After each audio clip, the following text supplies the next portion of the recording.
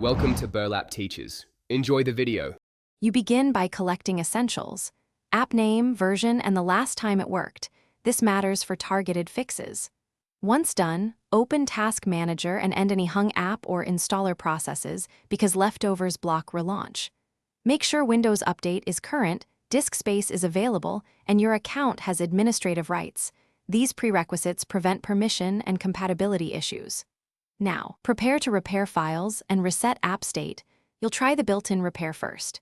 Go to Settings, Apps, the app's advanced options. Choose Repair, then reset only if repair fails.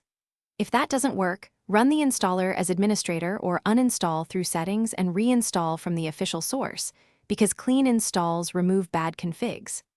Once done, open an elevated command prompt and run sfc/scano, and then dism restore health to repair Windows components that apps rely on. These steps resolve deep corruption. You finish by testing the app under a new Windows user account or safe mode, which isolates profile or driver problems.